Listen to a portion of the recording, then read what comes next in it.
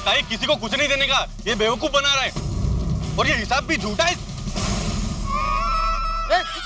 झूठ क्या ताई?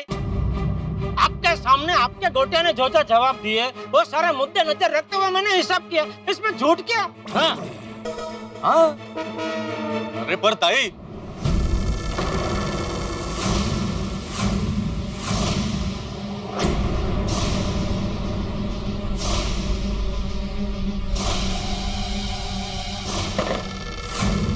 अपना ही सिक्का खोटा है, किसी से क्या हिसाब मांगना।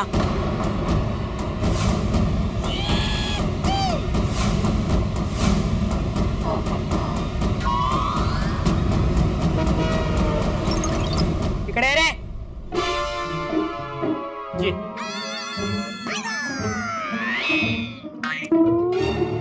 कोटिया, गोटिया मम्मी तुझे बुला रही।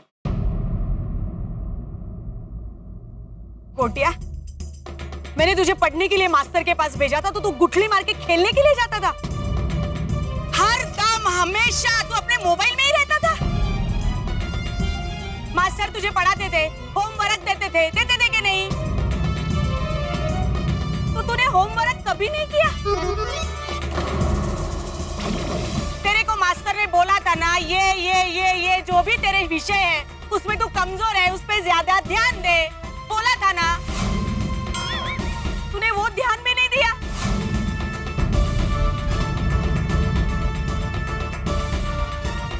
अरे ऐसा क्यों किया रे गोटिया, तूने क्यों किया ऐसा? कौन सी कमी छोड़ी थी मैंने, बोल। ताई, आपने अपने बेटे को हर चीज इतनी आसानी से दे दी कि उसे किसी भी चीज की कीमत समझ नहीं आई। हाँ अपनी पढ़ाई की भी नहीं। सही बात है। और मंगू ताई, ये सिर्फ आपकी समस्या नहीं, देश के कई सारे माँ बापों की ये समस्या है। वो बच्चों को ऐसे कुछ भी दे देते हैं और फिर बाद में पछताते हैं। हाँ मंगूताई, ये समस्या सिर्फ गोटिया की नहीं है, देश के लाखों करोड़ों बच्चों की है। उन्हें बिना मांगे सब कुछ मिल जाता है तो उन्हें एहसास नहीं होता कि माँ बाप ने कितने संघर्षों से उन्हें ये सब चीजें मुहैया कराई है। और रही सही कसर इस मोबाइल फोन ने पूरी कर दी है। अरे बच्चों की एकाग्रता रहेगी कैसे, ध्यान तो उसमें रहता है। और मैं गोटिया तुमसे ही नहीं सारे बच्चों से कहना चाहता हूँ भाई, इस मोबाइल फोन और सोशल मीडिया से जितना दूर रह सकते हो रहो। आपकी पढ़ाई के लिए, आपके भविष्य के लिए जरूरी है। और मंगूताई, इस समस्या का सामना माँ बाप और शिक्षक दोनों को मिलकर करना होगा। एक दूसरे को दोष देके कोई फायदा नहीं होगा। सही बात है। और गोटिया बेटा, इस मामले में विद्यार्थियों की खुद की भी जिम्मेदारी होती है। माना कि तुम बच्चे हो, लेकिन अपने माँ बाप के प्रति, अपने शिक्षक के प्रति, अपने देश के प्रति तुम्हारी कोई जिम्मेदारी है। तुम्हें उन जिम्मेदारियों को समझना होगा और उसका पालन करना ही पड़ेगा। जी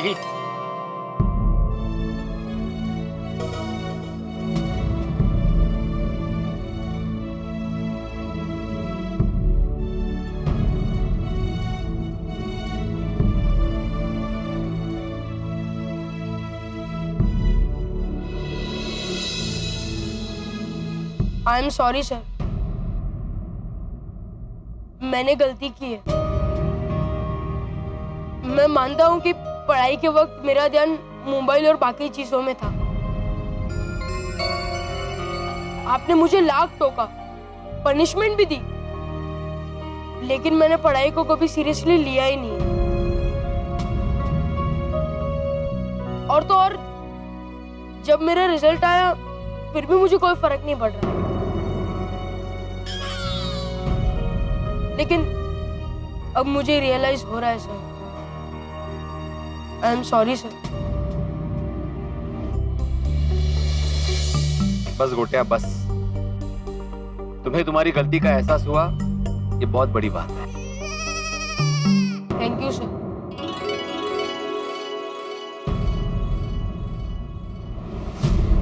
मैं अगली परीक्षा में बहुत मेहनत करूंगा और अच्छे नंबर लेके आऊंगा। तब आप गर्व से कह पाएंगे कि ये ये मंगूताई मच्छी वाले का बेटा गोटिया है।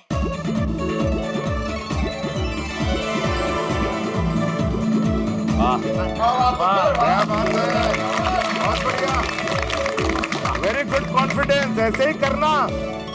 और पुत्र, सुबह का भूला अगर शाम को घर वापस आ जाना तो उसे भूला नहीं कहते। हाँ, भूला नहीं कहते छोटी, भूला कहते हैं।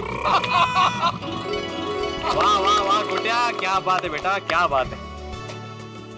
आज पहली बार मुझे ये कहने का मन हो रहा है कि I am proud of you. और मंगूताई जी, मैं अपनी ओर से और एक बात कहना चाहता हूँ। गोटिया की 10वीं की रिपीट एग्जाम के लिए उसे मैं ही पढ़ाऊंगा और मैं कोई फीस चार्ज नहीं करूंगा।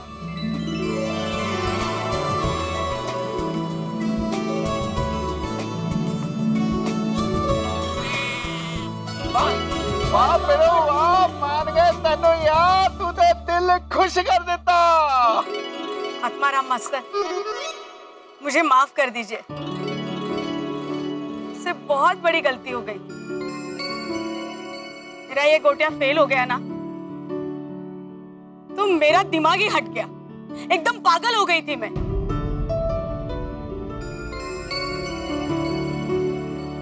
डॉक्टर साहब, पत्रकार जी, बहनों, कांदा पोहे वहिनी, चाचा जी और मुनीम जी, आप सब मुझे माफ कर दो। मैंने आप सब लोगों को बहुत भला बुरा कहा है, मुझे सच में खरच मुझे माफ कर दो।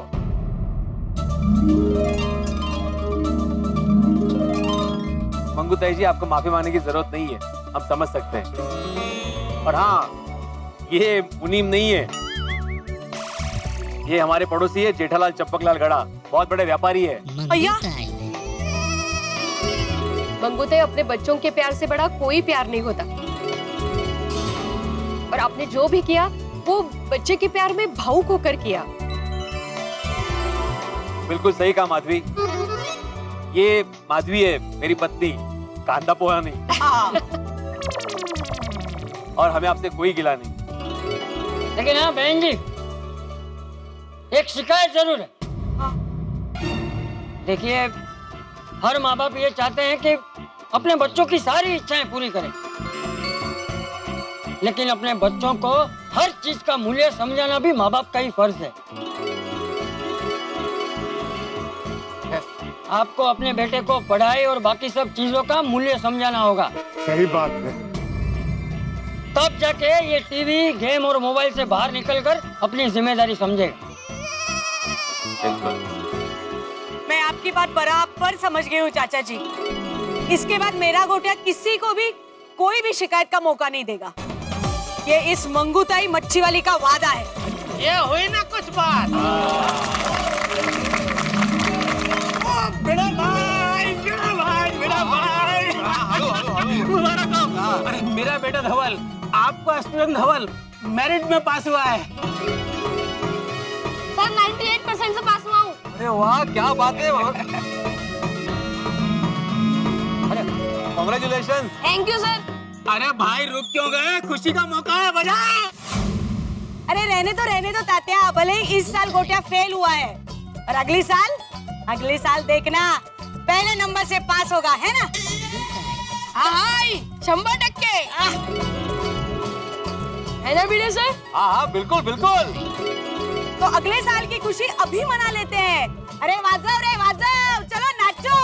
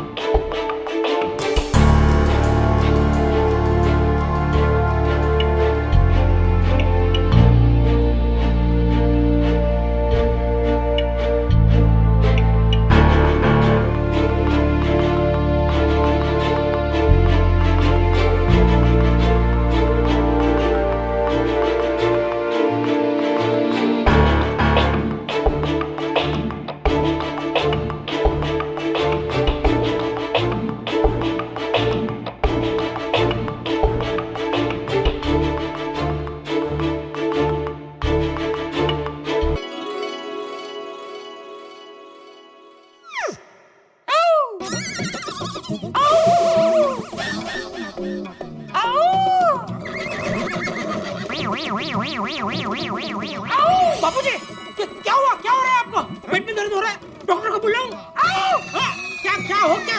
डब्बू, एक जल्दी आती अंकल को बुला, जा जल्दी। आप बैठिए बापूजी, आप बैठिए। क्या हो रहा है आपको? अरे मुझे गुस्सा आ रहा है।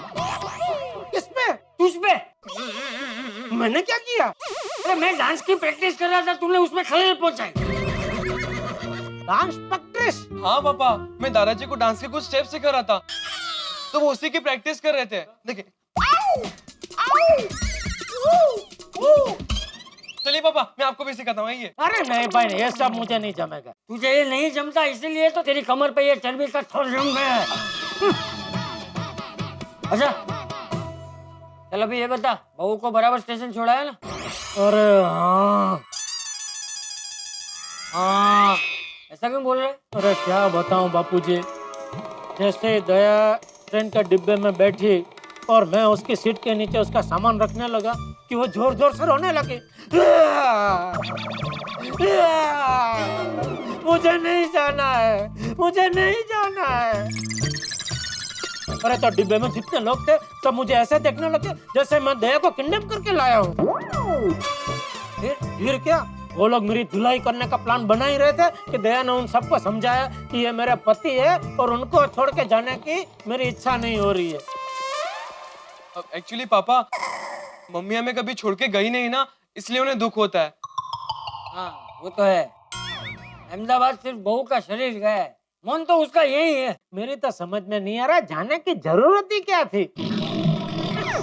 सहेली के मामा की बेटी की शादी, अरे सहेली की शादी है तो बात समझ में आती है कि जाना चाहिए, लेकिन सहेली के मामा की बेटी की शादी में कौन जाता है?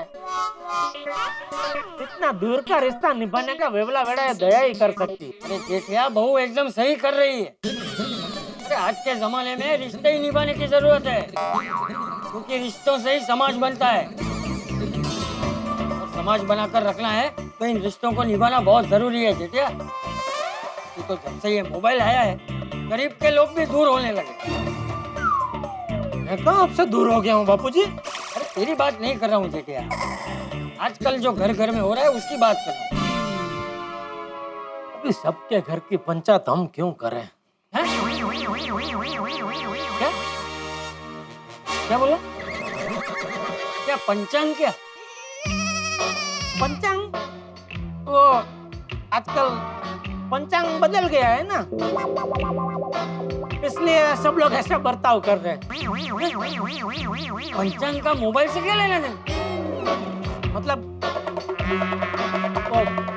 ग्रह दशा बदल गई है ना ऊपर आकाश में, तो उसका असर सबके दिमाग पे पड़ गया है, इसलिए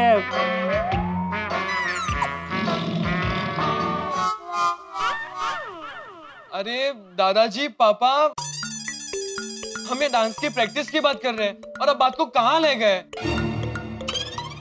अच्छा पापा, एक डांस तो बनता है, एक स्टेप। चलिए दादाजी। अरे नहीं नहीं भाई, नहीं नहीं, मैंने बोला ना मुझे नहीं जमा गया है सब। अरे नाचने हवे, बच्चे का दिल रखने। कल बापूजी, आज मैं भी बहुत थक गया हूँ।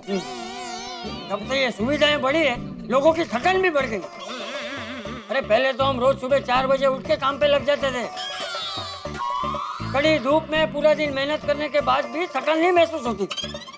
लोगों को एक बात समझने की खास जरूरत है कि आराम हराम है। पापा, हम भी कल से सुबह 4 बजे उठ जाएंगे। अरे 4 बजे उठ के क्या घर घर अखबार डालने जाना है? आपकी बात बरोबर है बापूजी कि आराम हराम है, लेकिन क्या आजकल तो डॉक्टर लोग भी बोलते हैं क्या कि स्वस्थ रहने के लिए जितनी कसरत जरूरी है उतना ही पूर्ता आराम करना भी जरूरी है। ये पूर्ता आराम करने के लिए पहले पूर्ति कसरत तो कर। अलग से कसरत करने की जरूरत ही नहीं है ना बापूजी। क्या पूरा दिन वो काम के भाग दौड़ में कसरत हो जाती है? तू रहने दे भाई, जाके सो जा। थैंक यू बापूजी। अच्छा पापा, मम्मी तो अहमदाबाद गई है, तो कल से खाने पीने का क्या सीन है? अरे बेटा बोल, क्या खाना है? सब मिलेगा। अच्छा, क्या क्या मिलेगा? सब, जैसे थेपला, खाखरा, सेव ममरा, शक्करपारा, चकरी, कढ़ी खिचड़ी, मलाई कोफ्ता, जो खाना है सब मिलेगा। ये सब तू बनाएगा? नहीं, वो थेपला, खाखरा, सेव ममरा वगैरह तो दया रख के गई है, और बाकी सब होटल से मंगा लेंगे। और अगर होटल का नहीं जमा तो हमारी सोसाइटी में सब तरह के पड़ोसी है, बंगाली, पंजाबी, मराठी, दक्षिणी, है? जो खाना चाहिए सोसाइटी में ही मिल जाएगा। हाँ वो तो है। तो बेटा जो चाहिए बिंदास बोलना, सब मिल जाएगा। हाँ चलो अभी जरा सो जाए। हाँ ठीक है भाई, ठीक है। चल बुढ़ा, अभी प्रैक्टिस कल करेंगे, अभी सो जाते हैं। हाँ ठीक है शुभ दादाजी। रात्रि बापू। हाँ बाय पापा, गुड नाइट। हाँ ओके, शुभ रात्रि।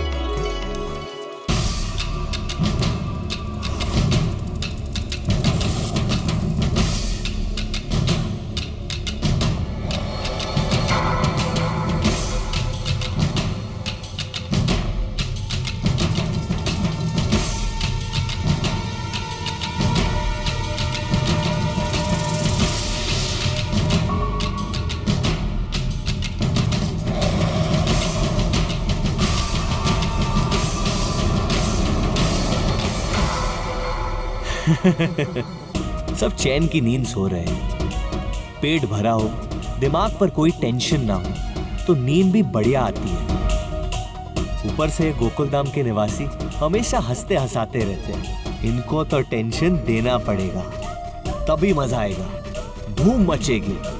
गोकुलधाम सोसाइटी मिनी इंडिया है, मिनी इंडिया। जिस तरह यहाँ हंसी का फूल खिलता है ना तो खुशबू सारे देश में फैलती है, उसी तरह यहाँ टेंशन दूंगा ना वो भी सारे देश में फैलेगा।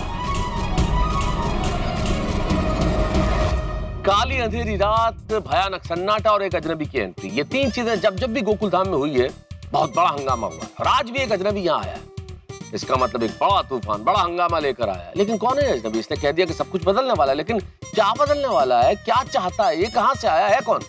बहुत सारे सवाल है। जिस तरह से बरसात के बादल घिर गए वैसे सवालों के बादल भी घिर गए। अब यहाँ क्या होगा ये तो इस वक्त मैं क्या बताऊं, लेकिन इतना जरूर तय है कि यहाँ टेंशन बहुत बढ़ने वाला है। और इस शनिवार की रात हम आपके लिए लेके आ रहे हैं स्पेशल तारक मेहता का उल्टा चश्मा का एक एपिसोड ठीक 8:30 बजे। तो हमारे साथ टेंशन में रहिए, मतलब हंसते रहिए और देखते रहिए तारक मेहता का उल्टा चश्मा। देखते रहिए, हंसते रहिए।